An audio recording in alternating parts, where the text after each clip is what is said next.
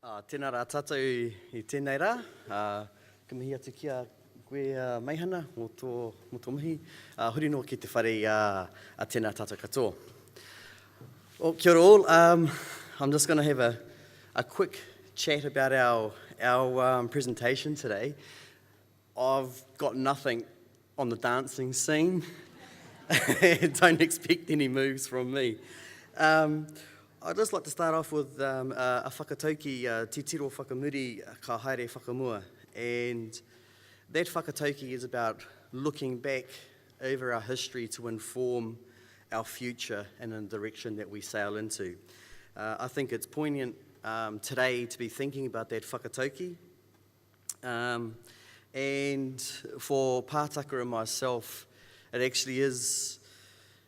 It's representative of our journey that we've had with Te Wānau o Raukawa. The presentation that we have today, it's about our journey. It's really about our story, about remembering our past, reclaiming our futures. It's something that we feel very strongly about. Our presentation is environmentally focused, which is what you'd expect. But for us, it's really about remembering our past. It's also about restoring our relationships, regaining and restoring our responsibilities, and then claiming that future. Not just for us. I think the journey that we've got in front of us is, it's not a short one, and it's going to be one that's going to be inherited by our tamariki and our mokopuna. So with no further ado, I'm going to pass over to Pataka, and he's going to get us started. Kia ora. Kia ora, Caleb. Just to begin, I thought we'd just provide a little bit of context here for those who are not entirely familiar with our story. So to go back about 200 years, back to the early 1800s, prior to and even for an extensive period after this sort of 1840 mark, Māori held absolute authority over themselves and their lands. Decisions about the environment and our interaction with the environment were made by Māori for Māori. Our tupuna lived according to kaupapa Māori, and the decisions were consistent with our values and principles, handed down to us over centuries, over generations. The social structures of the day were dictated by these kaupapa. This ensured that decisions were made appropriate to the situation and to the people. Those kaupapa, for example, were whakapapa, loosely described as genealogical links, kotahitanga, the desire and ability to unite, and rangatiratanga, strong decision-making abilities and structures. The interaction with the environment was informed by these principles. Kaitiakitanga, care for the environment, ukaipōtanga, belonging to a place or an area, and rangatiratanga, appropriate decision-making and boundary setting, for example. And further, all decisions around our environment and the way that our tupuna and ancestors interacted with waterways was dictated by kaupapa and, importantly, informed by our worldview.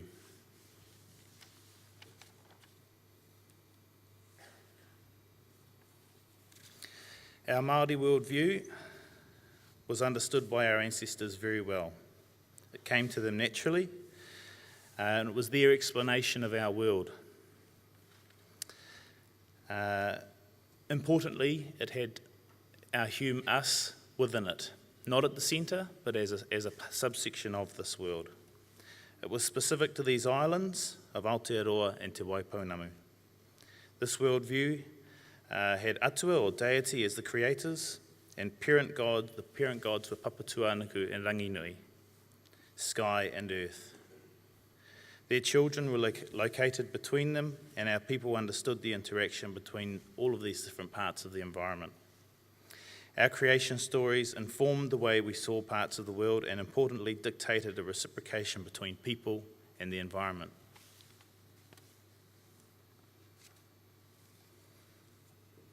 Fast forward to the last century. By 1900, we saw a major shift in decision-making for our people and for our environment. Our people were no longer determining their own future, but rather they had that done by others.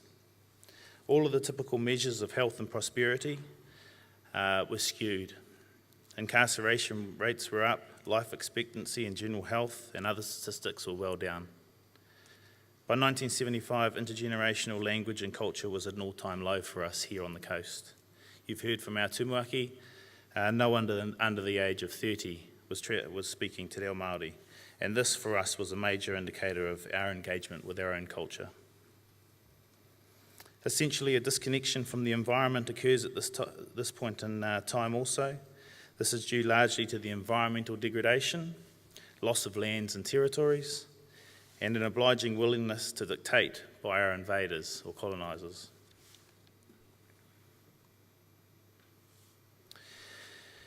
Today, we have very few Māori with the ability to influence decision-making, be it at a national, regional, or even at a local level. The diagram on the board here provides you with an inkling or an insight into how most of our environmental decisions are made. Up on the top left there, you see that the central government releases its priorities periodically. The national policy statements are released, or NPS. They can't be in contradiction with government priorities. Furthermore, regional policy statements cannot be in conflict with the NPS, and down at a very local level, that is all of the rules and regulations and policies that we live under, what we can and can't do in our rivers, what we can and can't do at the beach, what we can and can't do on lands, are dictated by our regional and district plans. We are wanting to get away from this approach and actually do something about it. Caleb and I have been talking about monitoring for a while now, but so do the authorities. But there seems to be this obsession with monitoring and then monitoring and then monitoring. And not very often do we find ourselves actually doing something after we complete our monitoring. The current monitoring framework is not based on kaupapa Māori, but rather is based on values and measures that are not ours. Restoring our environment is ultimately what we want to achieve, but getting to that point and actually how we do it is the big question for us. Establishing Māori values and Māori measurements are where we are wanting to be.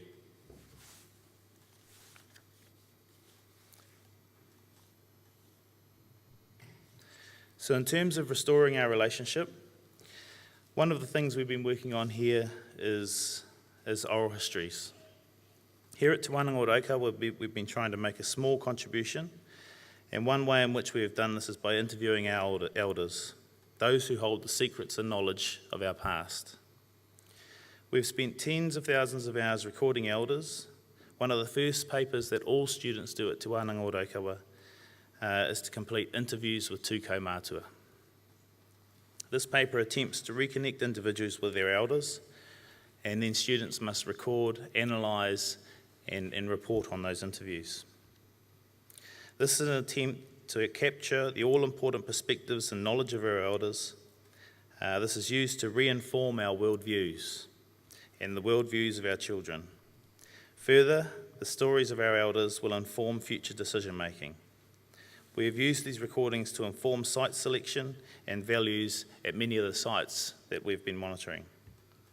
We have revisited these sites and we are working towards management plans and restoration plans for several major areas that are of significance to our people.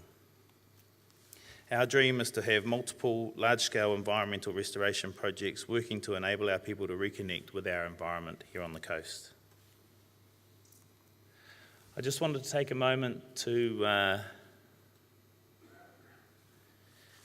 introduce you to a couple of our interviewees. This is Uncle Paddy Rikihana. The late Uncle Paddy Rikihana passed away a couple of years ago. His full name was Patrick Pairoroku Rangawhenua Rikihana, born in 1919. Caleb and I had the pleasure of interviewing Uncle Paddy. He's there on the left with his niece, Auntie Queenie. She might be in the crowd here somewhere as well, I think. Caleb and I visited him on a cool autumn day about 12 or 13 years ago now. Uncle Paddy spoke about the stream as if it was exactly how he grew up in the stream. He spoke about it with an intimacy. He spoke about it with a tear in his eye. He grew up on the Mangapodi stream. The Mangapodi stream is a small stream here on the northern side of Otaki. And it was his playground. And when you listened to him and when you could hear him talk about the stream, he would say things like, ah, and you could hear that real ah from his stomach, saying, that was my playground. I drank from the stream, I played in the stream, I raised my kids in the stream, and now it is no longer. It's a very little polluted creek on the halfway through, very little polluted creek running on the northern side of our town.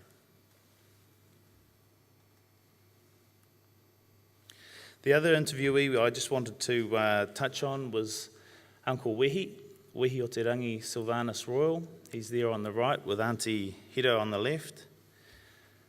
Two very well-known kaumātua in Otaki here, affectionately known as Hira and Wehi. Born in 1930, again on the same stream, but just in a section down from the Rikihanas. Uncle Wehi spoke about what the stream provided him, could speak in detail about the fish that he caught from the stream and about how he cooked these fish. He called the tuna or the eel the most versatile fish in the world. You can jelly it, you can boil it, you can steam it, you can fry it, he just went on and on. And Uncle Wehi is still alive today, and he recollects these stories with his grandchildren, and I was lucky enough to be there at one of those interviews. There are many of these interviews, though, that we hold here at Te Wānanga o Raukawa, having been collected over the years, and they are our treasures for the future, our gems, hopefully informing future decision-making. I couldn't see the screen. I'm a bit poto. But I'm getting there now.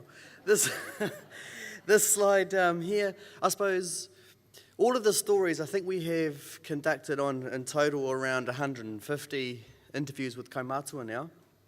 And they've really formed a very thorough sort of picture of their actions and interactions with the streams, waterways and coasts within our rohe.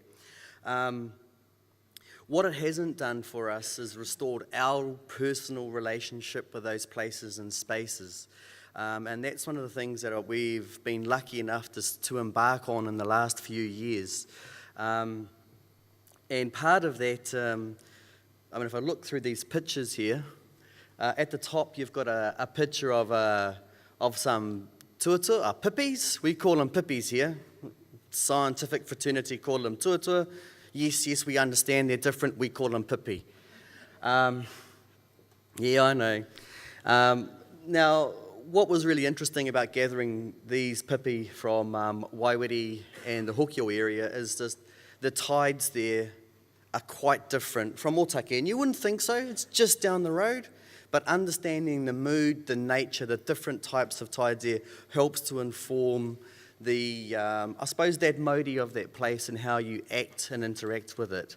Understanding our tides, understanding the birds that are coming and going, the kuaka, the godwits that go from Siberia to Aotearoa and back again, their actions and interactions. Below that picture, we've got a picture of, some monitoring we did on Te Hakari. Now, it was a magic day. It was an absolutely beautiful day. What you don't see in that picture is beneath the water, it is absolutely thick with hornwort, which is an invasive, noxious weed. That weed is then choking and killing pretty much the fish life in the lake. So it's actually really learning a whole lot more about restoring that relationship with those places. You get to understand the pressures that they're under. But one of the benefits from it is actually the interactions with our whanaunga. To get onto the lake, we had to get permission with our whānau from our other whanaunga. who we then took out. We then shared the information that we learnt, and it was a real learning experience. The bottom picture is out of the Oho River mouth, where there's a karoro breeding ground, or the black-backed gull. And the really interesting thing about out there was that, you really saw the seasonal variation and the availability of kai over the seasons. We went from early spring with the karoro eggs, then would have the whitebait and the inanga coming up the streams, and as you move into summer, you get the kanai or the mullet coming into the streams, and then later on, as it warms up properly in Raumati, you start getting, your pataki and your flounders moving into your streams, and then you get your tamure or your snapper just off the coast, and then finally moving into winter or in the autumn period, you get your tuna heke heading back out again.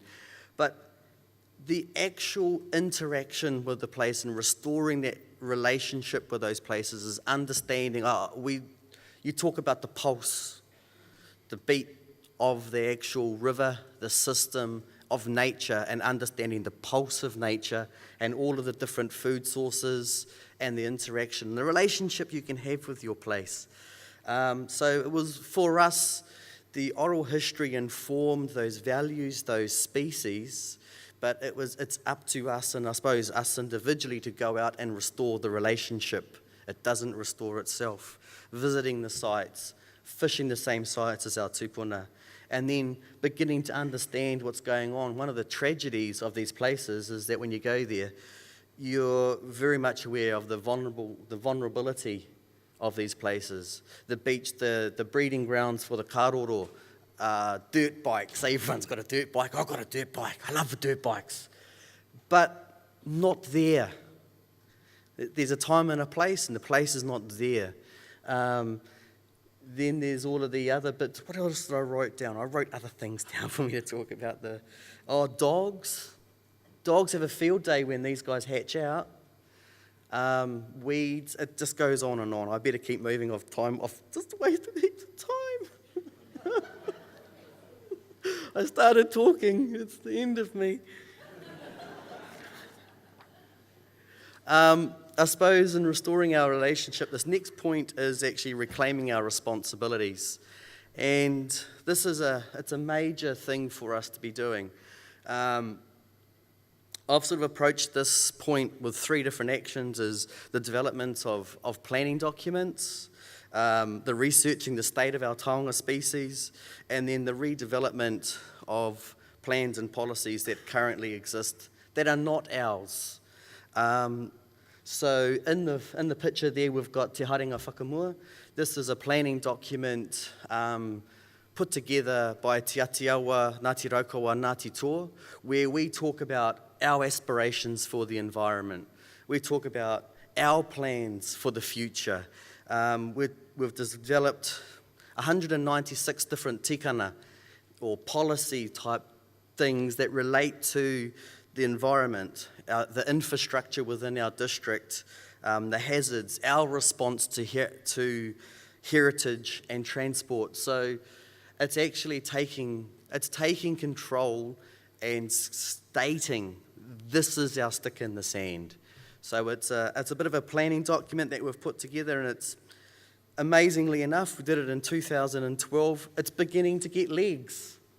We've sort of left it for a while, and all of a sudden it starts to gain legs.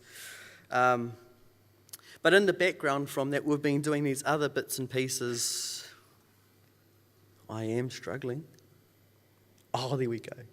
Is researching this, the state of some of our taonga species. And in the picture there, you've got tuna, or our eels. And what we're finding in some of the places, I didn't see that. What we're finding in a lot of our waterways is that we're getting like intestinal worms developing in our tuna, embedding into the flesh. We're seeing tuna with fungal growths around their fins, their lips, it's pretty disgusting. But for us, these are the indicators that things are shocking. A useful tool that we've been looking at, I'll do it again and it will move. Go. Is tuna otoliths, which is the air bone in eels, where you can take the bone out. Yes, you have to eat the tuna. And you can determine how old the eel is, but it also tells you a whole lot of information about that tuna. It tells you how fast it's growing. It tells you, which gives you an indication of the quality of the environment that it's living in, if restoration works have worked or not. These things, the bone tells you a whole lot of information, so it's something that we use quite extensively in our work. I need to move really quickly now. I shouldn't have spoke so much at the start. I have a habit of talking too much. I suppose that's part of that reclaiming responsibilities. The other thing that we've been doing has been working alongside regional councils, which I think there's a whole lot of well-meaning people in there that are constrained by law, which stops them from doing really good things. So what we've actually done is gone into this natural resource plan, and we've written into the plan, we've actually participated in the process, and we've included in the plan that we've identified a whole lot of sites of significance to Māori. By doing so, we've afforded them a whole lot more protection from inappropriate use and subdivision and all sorts of other bits and pieces and discharging and all the rest of these nasty things that are happening in the world. So we've managed to protect our sites of significance somewhat. But what it's also done is we've identified that all of the fresh and coastal waterways now within the region are managed for mahinga kai, to support mahinga kai and Māori customary use. Now that Māori customary use, it might be, to whakanoa objects, people, or to cleanse. But either way, what it's done is it's set a policy direction, not just for us, but for the wider regional, I suppose, objectives, in that we need to be managing all of our waterways for mahinga kai, the gathering of food, and for cultural use. So that, we think, is, we're hopeful for where that's going to go. Managing into the future. So I suppose moving on into the future, it's we've got a whole lot of challenges in front of us. We've got to have a lifetime of work in front of us. One of the things that we've been progressing outside of the wānanga here with our local hapu is we've negotiated an integrated catchment management agreement last year, which is a bit of a mouthful to say we're going to work together. The difference with this is actually we are. And some of the opportunities coming out of that, we've got streams that Pataka talked about, the Mangapodi stream. Every year, contractors come through and remove the weed. Now, that's a paid gig by the council. What we've negotiated with the council is that gig will come to us. We will then give that to the kura, and the kura can do that work instead of a Joe contractor. So that's about restoring that relationship of our tamariki with that waterway. And there's a whole raft of other bits and pieces I could talk about if I didn't have negative 3 minutes to do it in. Another managing into the future comment I want to make, if I've got the time, I figured while I'm here I can. I apologise profusely, but we're already over time. I'm just going with it. Is the opportunity. You guys may have driven from Wellington to Wānanga yesterday or today. You might have noticed a new road. We've managed to negotiate that a licence to occupy with NZTA. So this is a bit of a role reversal. An agency of the Crown is giving some land back to us to manage whilst that road is still there. They've invested 630 million in that road, so hopefully it's going to stay there for a wee while. But that little picture there you can see is part of that area that we will be managing into the future. We will be looking, come on, speak to me, a picture of some waterways coming up, and I'm going to go down here. We really want to see how effective some of this, the restoration work that's occurred on these waterways will be. So we've actually, they've agreed to a monitoring plan. So those are some of the waterways there. There's been a whole lot of planting go in. What we really want to know is, we don't care about the science stuff. We don't care about what the conductivity is. We don't care about the nutrient load. What we want to know, are our tuna healthy? Are our koura healthy? Are our inanga migrating to and from these areas? We won't be gathering kai from there, but could we, if this restoration was done somewhere else? So we will be developing or building a pātuna there together migrating tuna out to sea. It's a quick picture. There's an artistic impression from, I think, Rewi Couch. That was an art display down on the Avon River in Christchurch. So we'll be looking to set one of these up for realsies and to be catching tuna heke as they migrate out to sea, and to start monitoring those things. So we're looking at bringing in cultural health indicators or Māori health indicators on our waterways that were being gifted back, returned. Another monitoring technique that we're picking up on from, this has been largely developed with Te Arawa, not by us, this is developed in Te Arawa.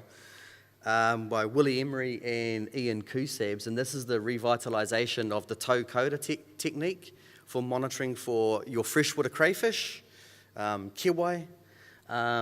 So on your left hand, the older picture has, I love it, you get these old karaua out on a waka in their suits, gathering freshwater crayfish. And on the other side is the revitalisation of that technique. So we're going to be looking to instill that into our monitoring of these streams in this new area that we'll be acquiring.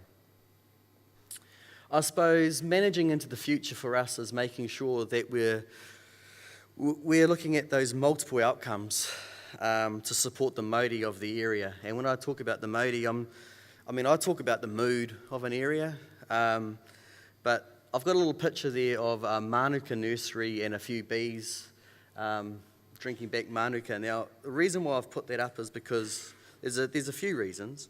Manuka is really important for constructing pātuna. You need the stakes, you need the brush. It's also really important for the construction of tau koura. So if we can grow these things there, all the resources, all the scientific equipment is at our disposal. It's right there. It's a medicinal plant. It's rongoa. It's also a material for taiaha. It's also really great firewood. But in addition to all of those things, the whole bee, the honey industry, it provides an economic benefit to our whānau. It provides, a bit of a stutter, an opportunity for us and our whānau to do a different job. It's about restoring that relationship, but also providing the economic support to do that. What we also know about manuka, it's got this unique ability to actually remove fecal coliforms and fecal matter from the water table. So it actually takes the fecal dirty stuff and turns it into all this useful, awesome stuff. So there's ecological benefits. The restoring so rather than planting up willows, if we start looking at putting in masses of manuka, we can actually start to see some real changes in our environment that also support economic, social, Māori growth and industry. So I've spoken way too long. I got 2 minutes about 10 minutes ago. In summary, our values and worldview once informed all of our decisions pertaining to our environment. The invaders, we like to refer to them, ignored our values and placed theirs in the ascendant. The values of others have actually compromised our environment. And I think we could shrug it off and go, you know what? The current situation we find ourselves in, it's not of our doing. It's our obligation to start to fix it up again, but it's not of our doing. We shouldn't feel guilty about it. Actually, we're in a state, Māoridom is in a state of renewal. We're remembering our past and remembering it well, and we're moving forward, which is a whole lot better than a whole lot of other places and organisations. Our values are treasured not just by ourselves, but I think there's Indigenous nations around the world. There is, and non-Māori in New Zealand. When we start talking about fish and these things, they have an affinity for them, and they support us. So the non-Māori community are supportive of us. I think in close, we must continue to challenge and change the status quo. And our real goal is to look at the restoration of rangatiratanga. So I think I've overstayed my welcome. And so kia ora koutou.